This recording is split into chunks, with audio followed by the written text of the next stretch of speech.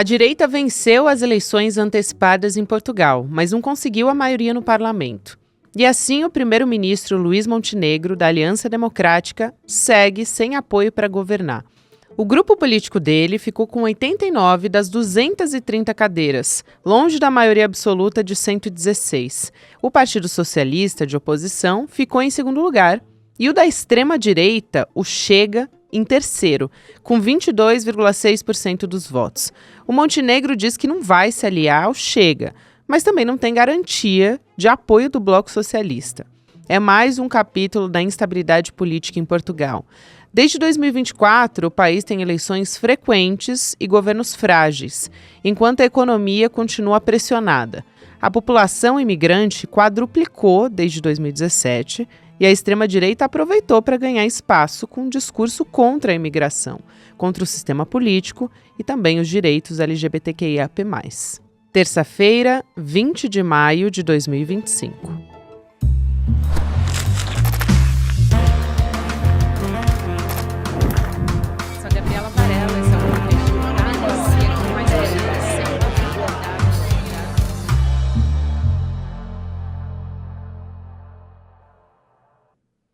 Olá, seja muito bem-vindo, seja muito bem-vinda. Eu sou a Gabriela Varela e esse é o Videocast em Detalhes. Aqui você já sabe, sempre com um convidado, uma convidada, a gente analisa uma temática, uma notícia importante do momento. Hoje eu vou conversar com a jornalista Stephanie Costa, que, aliás, está em Portugal, e a gente vai falar sobre as eleições e o cenário que está se desenhando. Stephanie, obrigada por aceitar nosso convite, seja muito bem-vinda. Faz um tempo que a gente nos fala, é um prazer te receber mais uma vez. Olá, Gabi. Olá a todos os espectadores do ICL. Verdade, né? Já tem um tempinho. E da outra vez a gente estava falando sobre a ascensão da extrema-direita, né? E hoje nós Pois é. estamos falando da extrema-direita no poder, assim, né? Praticamente no poder. E também sobre a questão da imigração, que foi um tema muito forte nas eleições, vai continuar sendo, ainda está em discussão. Vamos começar do zero, acho que do principal, que é o centro-direita, né, a Aliança Democrática vencendo as eleições, se mantendo, então, no poder, mas não tem maioria dos deputados. Então, como é que esse vácuo está abrindo espaço para a extrema-direita? Você acabou de falar, né, sobre essa ascensão. Então, qual é o cenário que a gente tem? Bom, Gabi, eu vou começar trazendo números, né? Porque eu acho que é para habituar, né, a situação.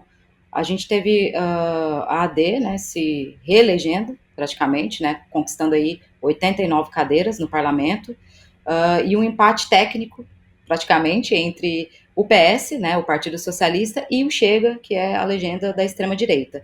Ambos conquistaram aí 58 cadeiras no parlamento.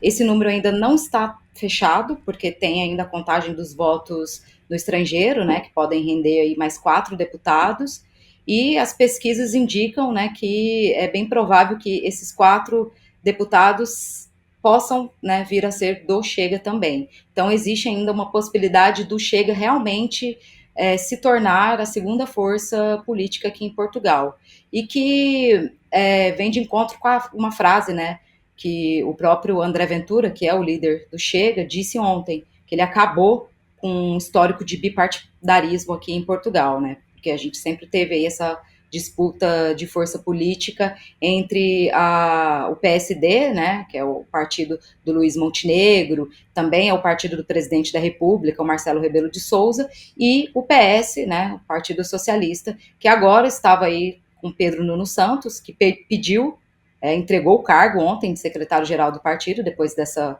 derrota cachapante, né? Pior derrota do PS desde 1985. E agora é uma situação assim de tentar entender, né, o que aconteceu.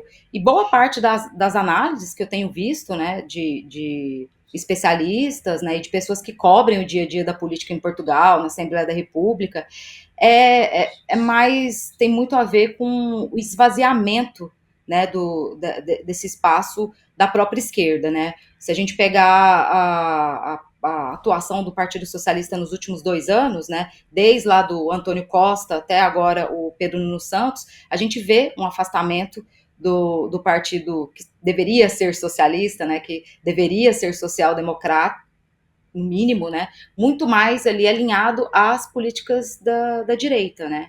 Então, isso se reflete no dia a dia das pessoas, né, nas políticas públicas que são criadas para melhorar a vida, né, de quem trabalha. Então, a gente vê esse distanciamento e a gente sabe que em política não existe espaço vazio, né? Se você não preenche aquele espaço, consequentemente, alguém vai preencher. E isso a gente tem visto a extrema-direita fazer com muita força, né?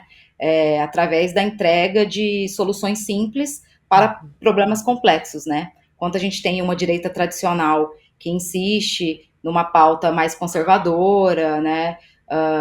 Que toca em questões, por exemplo, de privatização, né, e também de uma posição muito subserviente à União Europeia, a gente vê aí do outro lado uma extrema-direita que bate de frente e tenta colocar o dedo na ferida, né, tenta dizer que é contrário a tudo isso, que vai resolver todos os problemas, que vai mudar tudo isso que está aí, né, uma frase que nós brasileiros conhecemos muito bem, e querendo ou não, Infelizmente. e querendo ou não consegue conquistar esse espaço, esse vácuo que com o passar do tempo foi sendo deixado por uma esquerda cada vez mais tímida, cada vez menos compromissadas com pautas, por exemplo, anticapitalistas, né? O PS, que se diz um partido socialista, toca muito pouco nessa questão, por exemplo, do capitalismo, né? Do mal que o capitalismo, que o neoliberalismo vem fazendo aí nas políticas públicas para a classe trabalhadora. Então eu acho que é mais ou menos por aí. Stephanie, você tocou em vários pontos importantes que a gente vai entrar aqui. Eu quero entrar particularmente nos partidos para a gente entender melhor, mas eu também queria que a gente contextualizasse um pouco para quem está nos acompanhando como é que a gente chegou até aqui. Então, recentemente, a gente teve uma decisão do presidente Marcelo Rebelo de Souza de dissolver a Assembleia e convocar esse novo pleito. A gente está tendo eleições num curtíssimo espaço de tempo, né? Em março isso aconteceu, o primeiro-ministro perdeu o cargo depois de uma moção de desconfiança, e aí essa convocação de novas eleições, né? Que fatores que estão levando e que levaram a essa instabilidade política, essa convocação de novas eleições? Tem existido uma dificuldade na sua avaliação e também por você acompanhar há tanto tempo como correspondente, uma dificuldade de se formar na Europa bases sólidas e o quanto isso também, esse ambiente de instabilidade tem sido, na verdade, mais conturbado justamente por conta dessa ascensão da extrema-direita no mundo todo. Não, com certeza. Voltando ao início, né, o que fez Portugal ter a terceira eleição em 3 anos, né? Que é algo assim que realmente para muitos assim choca, né? A gente tem aqui um sistema diferente do Brasil, né? Semipresidencialista, onde a gente tem as eleições legislativas que é para eleger a Assembleia da República, né? Junto com o primeiro-ministro, que é eleito depois, né? A gente tem a maioria dos votos, né? Cada partido elege a quantidade de deputados e depois, a seguir, eles se reúnem e escolhem o primeiro-ministro com o aval do presidente. Então, hoje, se a gente for olhar aqui para o nosso quadro, né, o partido do Luiz Montenegro conseguiu 89 cadeiras. Não é a maioria, mas tem aí um peso relevante. E quem é o Luiz Montenegro? O governo do Luiz Montenegro foi o que caiu, né, o último, que nos levou à eleição de ontem. O governo dele caiu porque ele foi, o nome dele foi envolvido aí num esquema, né, de favorecimento de uma empresa familiar, que antes dele se tornar primeiro-ministro, ele tinha esses negócios, né, que ele até transferiu o nome da empresa para a esposa e para os filhos, só que tem ali uma cláusula na Constituição portuguesa que não permite, né, até porque, querendo ou não deixa de ser um favorecimento. Se você pegar os principais clientes dessa empresa da família do Luiz Montenegro, são clientes muito próximos, né? São clientes, inclusive um deles, se eu não me engano, foi advogado do Luiz Montenegro. Então, essa promiscuidade, né, essa relação entre o público e o privado, causou, assim, foi o abalo, né, das estruturas que fez, primeiramente, o Partido Comunista colocar uma moção para que o governo fosse derrubado, né, de vez, assim, de imediato, só que o PS, o Partido Socialista, não seguiu a política, né, a ideia proposta pelo Partido Comunista, junto com os outros partidos de esquerda, e preferiu fazer com que o Luiz Montenegro apresentasse uma moção de confiança, né? Que aí, uma semana depois, ele apresentou essa moção e o PS, junto com os outros partidos, votaram contra e o governo caiu. Então, o que a gente tem hoje é um primeiro-ministro que volta com força total, mesmo estando envolvido com esquemas de corrupção. O que, assim, é interessante, porque o governo do Antônio Costa, há 3 anos atrás, né, do Partido Socialista, que era um governo de maioria, ele também caiu porque o nome do primeiro-ministro estava envolvido, né, num esquema de corrupção. A diferença é que nunca se conseguiu comprovar que Antônio Costa tinha esse envolvimento. Tanto que eu não sei se vocês se lembram, teve até um erro assim abissal do Ministério Público de confundir o nome do Antônio Costa, que É era o verdade. primeiro-ministro, Acho que com você veio aqui Antônio no Em Costa Detalhes Silva. contar essa história até, viu, Stephanie? Exatamente, teve essa confusão e aí o Antônio Costa, o governo dele caiu sem sequer que ele fosse assim indiciado, né? Que ele depois prestou declarações, tal, mas assim não teve um processo de fato contra ele. Então muita gente aqui diz que foi um golpe, né? Que o PS sofreu um golpe. E aí a partir daí a gente teve uma eleição em que o PS também venceu, mas não tinha conseguido a maioria, como antes, e depois, né, a gente viu, a gente vê hoje o que aconteceu no domingo, que foi uma reafirmação de Luiz Montenegro, né, e de um partido que, mesmo envolvido num escândalo de corrupção, não conseguiu, né, ele conseguiu se fortalecer. E você tinha me perguntado da questão da ascensão da extrema-direita, né? Mesmo que o Luiz Montenegro diga que não é não, né, quando ele fala em relação ao Chega, a gente vê muitas coisas em comuns entre essa direita do Luiz Montenegro e essa extrema-direita do André Ventura, com um caldinho aí da Iniciativa Liberal, que é um outro partido também que conseguiu eleger cadeiras, né, 9 deputados, e que tem um discurso, assim, muito próximo, né, em algumas ideias, principalmente no campo da economia, que é a questão de privatização, né, dessas políticas mais neoliberais. Então, quando o Luiz Montenegro fala que não é não, é bem difícil, né, confiar, porque, primeiro, é um primeiro-ministro que estava envolvido com escândalo. Segundo, ele fez a campanha dele muito voltada para o pânico moral, né, para a pauta da imigração. Algo que o Chega já tem feito, né, desde o princípio, desde o início. E foi, assim, assustador ver a AD usando, por exemplo, a manchete de que ia deportar 18 mil imigrantes, sendo que políticas migratórias, elas são comuns, né? O próprio Brasil tem a sua política migratória. É comum que algumas pessoas, né, durante um determinado tempo, realmente sejam deportadas ou sejam impedidas por alguma questão, alguma falta de documentação, algum requisito não preenchido. O problema é quando você usa isso para uma campanha política, né? Quando você coloca isso na ordem do dia e causa aí um pânico e reforça um discurso xenófobo, né? E preconceituoso, que é o discurso utilizado pela extrema-direita.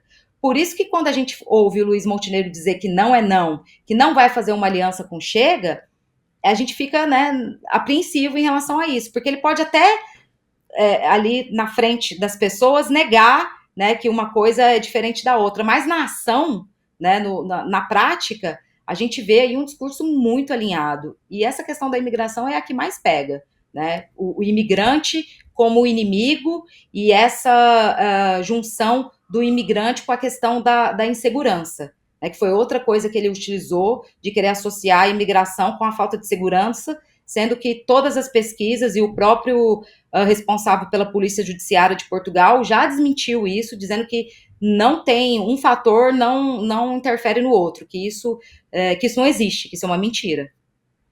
Eu acho super importante você ter tocado nesses 2 pontos, porque foram assuntos extremamente discutidos e que os outros partidos também se sentiram pressionados de alguma maneira a se posicionar sobre isso, por conta do Chega bater nessa tecla e reforçar, como você disse, discursos extremamente xenófobos, né? E o Montenegro ele repetiu ao longo da campanha que não é não, que essa expressão de que não ia se aliar ao Chega, só que depois também, no discurso de vitória, ele não falou nada, ele ficou em silêncio ao falar sobre isso, né? Ele até usou, quando ele foi questionado, ao invés do não é não, ele disse é sim a Portugal.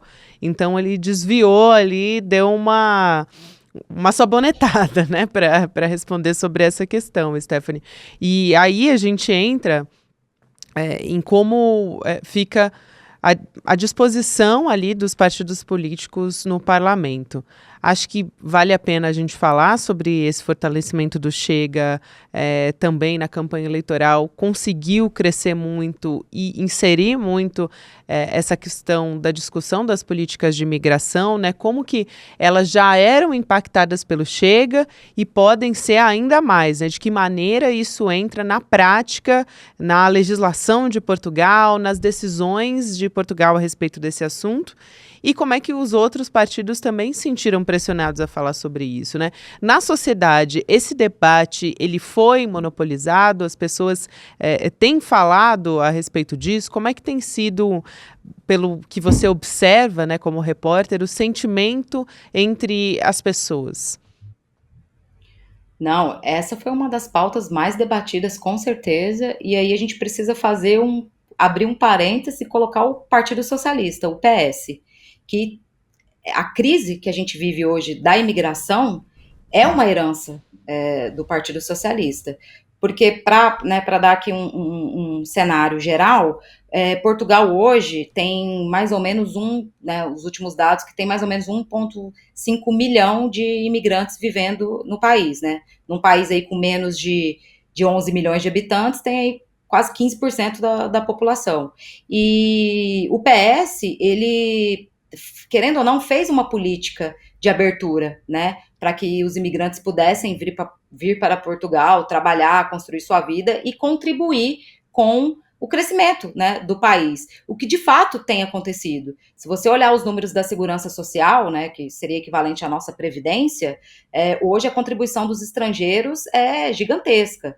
Em 2024 saíram os resultados de que os estrangeiros contribuíram com mais de 2 bilhões, né? Foi uma contribuição recorde, né? Só que aqui a gente tem a gente tinha uma agência, né, que controlava a imigração, que era o CEF, que foi extinta durante o governo do PS. Ela não funcionava, né, da melhor forma que ela deveria funcionar, mas ainda funcionava, né, naquele período. Ela respondia, mesmo que demorasse, ela respondia, né, às solicitações das populações migrantes. Mas com o passar do tempo, com o crescimento da imigração e com os problemas, né, que foram crescendo aqui em Portugal, o PS meio que perdeu ali a mão e resolveu acabar com o CEF para criar a AIMA, né, que hoje é a Agência de Migração e Asilo, que cuida das questões da migração. E essa passagem, né, esse fim do CEF para a criação da AIMA foi completamente conturbado. Tanto que hoje a gente tem uma fila com mais de 400 mil cidadãos que estão esperando para renovarem os seus documentos, né? Que utilizaram, por exemplo, de uma antiga lei que chamava Lei de Manifestação de Interesse, onde a pessoa podia entrar em território nacional, trabalhar, né, arrumar um trabalho, fazer uma contribuição de 12 meses para a Segurança Social e solicitar a sua permissão de residência. Quando teve a eleição anterior, que o Chega conseguiu, né, as 50 cadeiras, que já tinha sido um resultado histórico, e o Luiz Montenegro virou primeiro-ministro, rapidamente eles acabaram com essa lei de manifestação de interesse, colocando aí essas 450 mil pessoas no limbo, né, pessoas que estavam já contribuindo, vivendo aqui, esperando para retirarem seus documentos. Sem contar em mais outros 400 mil aí que já viviam aqui e que só precisavam renovar a sua autorização de residência ou fazer a troca, né, para um título aqui que a gente chama do título CPLP, que é das comunidades de língua portuguesa, para o título convencional. Só que assim, a agência não consegue responder, né? Não consegue responder a isso. O PS não conseguiu organizar a AIMA, e isso acabou sendo utilizado pela extrema-direita, né, como uma bandeira, né, de falar, olha, o PS abriu as portas, entrou todo mundo que queria entrar aqui, rapidamente tentou vincular a questão da imigração com a questão da criminalidade, né, e hoje a gente vive uma situação em que muitas pessoas aqui estão vivendo, Gabi, com um decreto de lei, né, porque tem muita gente que está com seu documento vencido, que não teve condição de renovar, não porque não quis, porque o governo não consegue atender, né? Tanto o PS como a própria AD agora não estão conseguindo responder a essa demanda, né? Já tentaram fazer missões, né? Criaram aí postos de missão para tentar resolver a situação mais rápido, mas isso também falhou, e muitas pessoas estão vivendo com esse decreto de lei, né? E querendo ou não, tem um impacto brutal na vida das pessoas, porque com um documento vencido, muitas vezes você não consegue renovar uma documentação, você não consegue conseguir você não consegue um emprego, você não consegue deixar o país, né? Então isso impacta de uma forma muito relevante na vida dos imigrantes.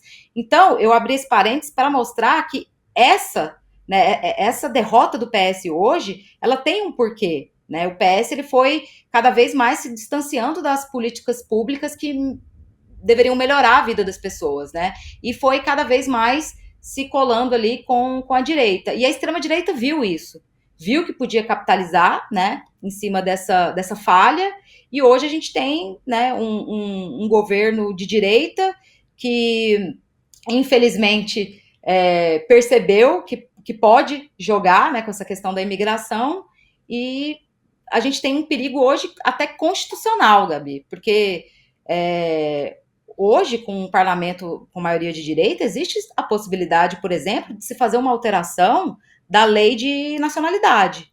Hoje, em Portugal, se você viver aqui durante 5 anos de forma regularizada, contribuindo, você pode, né, pedir a sua nacionalidade. E eles querem, né, inclusive o próprio Amaro Leitão, que é o ministro da presidência do Luiz Montenegro, ele disse que eles avaliam, sim, uma alteração nesse prazo, de 5 para 10 anos. Só que para fazer isso, você precisa de uma mudança na Constituição. E agora, com uma maioria de direita que corrobora com esse discurso, né, tanto Chega como a Iniciativa Liberal, eles apoiam essa iniciativa, a gente corre o risco aí de ver mudanças constitucionais acontecendo em Portugal. Stephanie, você trouxe assim um panorama muito detalhado. Eu quero te perguntar sobre o futuro dos partidos de esquerda, né? E desse espectro político também, porque quando a gente olha, e você explicou muito bem como é que perdeu força o Partido Socialista, né? Mas quando a gente olha para como os socialistas, né? O próprio Chega também, eles são fundamentais ali para que o Montenegro, né, consiga governar. Então a gente tem ali 4 anos pela frente, se vão chegar a 4 anos, né, porque está nesse cenário de instabilidade política que você descreveu, mas os partidos eles alcançaram o mesmo número de votos praticamente no parlamento. Então, como é que fica essa questão? Por exemplo, quando você olha para um fenômeno que existia, né, essa aliança de partidos da esquerda, o Geringonça, existe alguma perspectiva para que isso volte a acontecer? Até quando você pensa numa aliança com o Partido Socialista, isso não existe a menor chance de acontecer, porque a gente estava falando do Chega, né, sobre essa possibilidade, apesar de dizer que não, que possa existir uma aliança com a extrema-direita. E com o Partido Socialista não existe a menor chance, a gente viu isso acontecer nos anos 80 e acabou, enfim. Como é que você enxerga a perspectiva para os progressistas e para a esquerda em Portugal daqui para frente? Bom, eu acho que agora não é nenhuma questão de querer, né? É uma necessidade. querendo ou não, a esquerda ela vai ter que se unir ali no parlamento, né, junto com o PS. Quando eu digo esquerda, a esquerda mais radical, ela vai ter que se unir ao PS, porque não tem, infelizmente, não tem outra alternativa, né? Se a gente for falar da política institucional, essa é a saída. É se unirem, tentarem encontrar aí pautas comuns, né? Caminhos comuns e tentar reverter ao máximo esse estrago que pode ser feito aí vindo da força à direita no parlamento. Mas o mais importante, Gabi, que eu acho que falta, e aí eu faço uma crítica ao PS principalmente, é a tomada das ruas, a conversa com o povo, o pensamento de políticas públicas que realmente sejam capazes de mudar a realidade material das pessoas, né, da maioria, que no caso é a classe trabalhadora.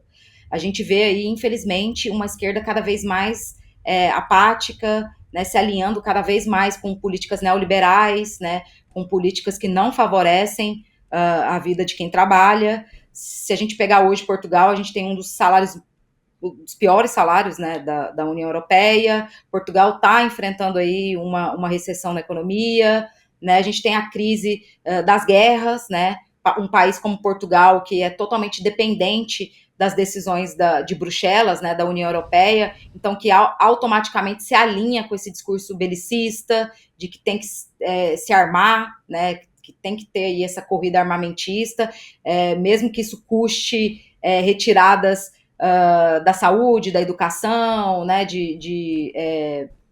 dinheiro, orçamentos que são fundamentais, né, para a vida das pessoas. A gente está vendo uma greve dos professores agora, né, então, assim, teve greve dos trabalhadores também da imigração, enfim, a gente está passando por uma série de greves, né, e aí, junto com essas centrais, né, sindicais, né, hoje Portugal tem uma central, a CGTP, que é a maior central sindical do país. Eu acho que esses partidos de esquerda eles vão ter que buscar esse apoio e fortalecer essa caminhada junto ao povo. Sem dúvida. Eu quero agradecer demais, Stephanie, por vir aqui mais uma vez, pelas suas análises e por ajudar a gente a entender esse cenário todo. E a gente espera perspectivas melhores também. Obrigada demais. Um abraço grande, querida. Até uma próxima. Eu que agradeço. Obrigada pelo convite. Um abraço. Até a próxima. E eu quero aproveitar também para convidar você para assistir o nosso próximo documentário, nossa produção original aqui do ICL, que é o documentário inédito Império Malafaia, seguindo também o conteúdo que a gente já trouxe no Alvo, podcast apresentado pelo Igor Melo, também pela Juliana Dalpiva, que é uma investigação jornalística para entender como a política, a fé, o dinheiro do Império Malafaia se misturam e também trazer os bastidores dessa história toda. Então, no documentário você vai conhecer novos aspectos que não foram abordados no podcast, vale a pena acompanhar com a gente. O podcast já foi ouvido até agora por mais de 400 mil pessoas e a gente vai trazer agora novos aspectos. A estreia do documentário, do podcast, continua em produção, a gente ainda vai publicar mais episódios, mas o documentário a gente já tem a estreia marcada para o dia 29 de maio, 8 horas da noite, vai ser ao vivo a estreia com a presença do Eduardo Moreira, do Igor Melo, da Juliana Dalpiva também, e você pode garantir o seu ingresso em detalhesicl.com.br. Para acompanhar de graça, você vai perder 2 segundinhos para colocar só o seu e-mail e receber o alerta de que o nosso evento está começando. Agora tem Mercado e Investimentos na sequência. Tem o Rolê ICL, você pode ouvir um Em Detalhes todos os dias, de segunda a sexta-feira, nas plataformas de áudio. Até a próxima. Talvez você não saiba, mas a figura do Malafaia carrega muitas contradições. A principal delas está na vida financeira dele. Os relógios Rolex, os carros importados, o jatinho e tantos outros detalhes mostram um típico milionário. Mas os documentos que eu reuni contam uma história bem diferente. A mágica que o pastor executa é a seguinte: borrar a linha que separa o que é dele e o que é da igreja. Você quer saber o quê? O que você quer saber? Como o Malafaia deu esse salto em direção à extrema-direita e como ele deixou de se portar como um homem de aparência simples para viver uma vida de milionário.